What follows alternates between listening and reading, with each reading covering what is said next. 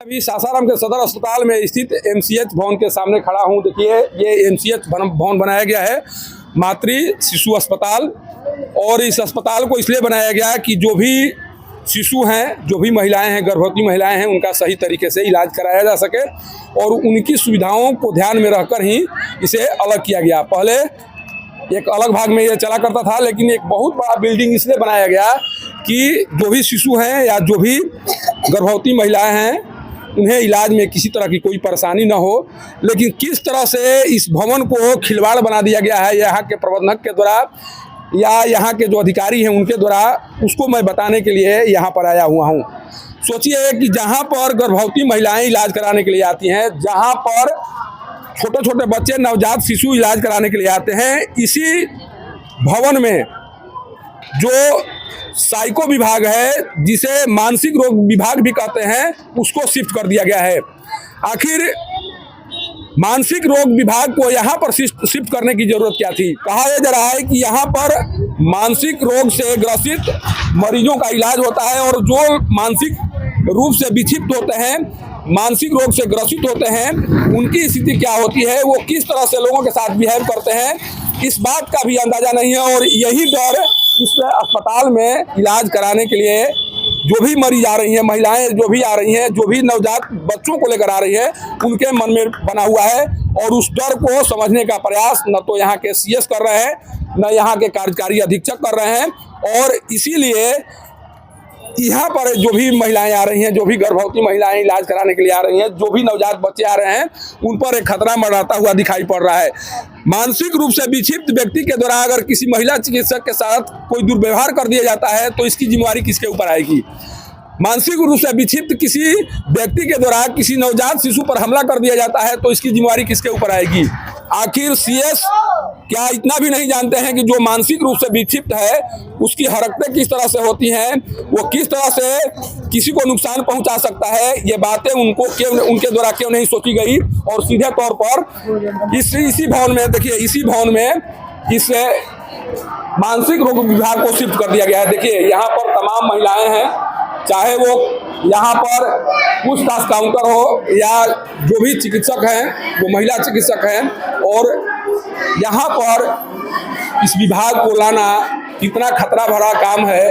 किस तरह से एक छोटे से कमरे में ये विभाग चल रहा है और जो भी लोग इलाज कराने के लिए आ रहे हैं, कमरे के अभाव में उनका सही तरीके से काउंसलिंग नहीं हो पा रहा है। चूँकि उसके लिए अलग अलग केबिन बनाए जाते हैं काउंसलिंग के लिए, और उस तरह की व्यवस्था नहीं होने के कारण जो लोग इलाज कराने के लिए आ रहे हैं वो बिना इलाज कराए ही यहाँ से चले जा रहे हैं। चूँकि उनकी काउंसलिंग नहीं हो पा रही है, वो अपनी समस्याओं को बता नहीं पा रहे हैं, और समस्याएं जब तक से नहीं बताई जाएंगी तब से उसका समाधान नहीं होगा। एक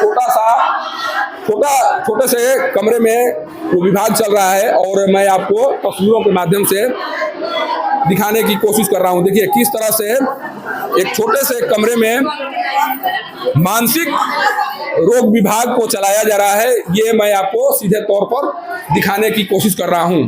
तमाम कमरे खाली पड़े हुए हैं, लेकिन एक छोटे से रूम में देखिए, यही वो मानसिक रोग विभाग है जहां पर चिकित्सक बैठकर काम कर रहे हैं। कोई किसी प्रकार की कोई केबिन की व्यवस्था नहीं है, और केबिन की व्यवस्था नहीं होने के कारण जो काउंसलिंग का काम है, मरीजों का काउंसलिंग, क्योंकि जब भी कोई मरीज यहाँ पर आते हैं सबसे पहले उनका काउंसलिंग किया जाता है, उनकी समस्याओं के बारे में जानने की कोशिश की जाती है और तब चिकित्सक उनका इलाज करते हैं।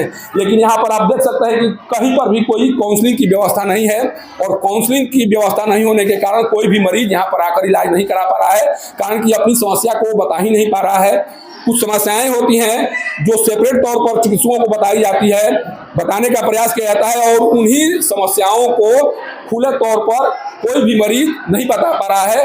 जैसे ही मरीज यहाँ पर आ रहा है, यहाँ की स्थिति को देख रहा है, सीधे वापस लौट जा रहा है और वो जाकर कहीं न कहीं निजी क्लिनिक में अपना इलाज करा रहा है। जब गरीब मरीज कुव्यवस्था के कारण अपना इलाज निजी अस्पताल में कराने के लिए बाध्य हो रहे हैं या उन्हें निजी अस्पताल का सहारा लेना पड़ रहा है, तो फिर इतना तामझाम करके इस विभाग को खड़ा करने की जरूरत क्या थी? क्यों इस विभाग को यहाँ शिफ्ट किया गया?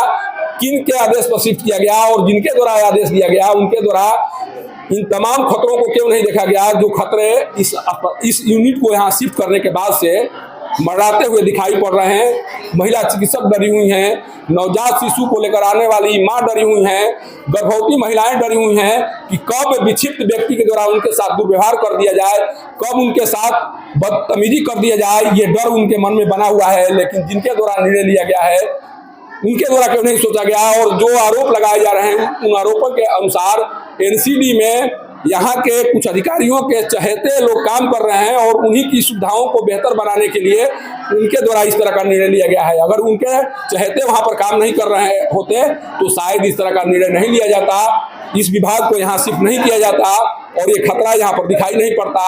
लेकिन अपने चहेते लोगों को बेहतर सुविधा उपलब्ध कराने के उद्देश्य से उन लोगों के द्वारा ये निर्णय लिया गया है। तो डीएम उदिता सिंह जी, आपको समझना चाहिए, आप महिला हैं, महिलाओं की चिंता को आपको समझना होगा।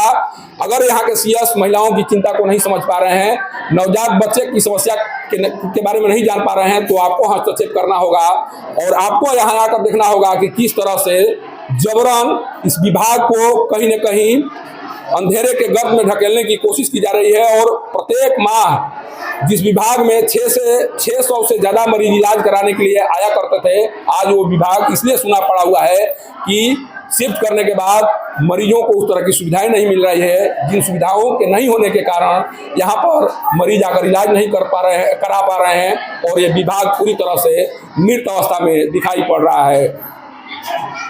सासाराम से पब्लिक न्यूज के लिए सत्येंद्र चौबे की रिपोर्ट।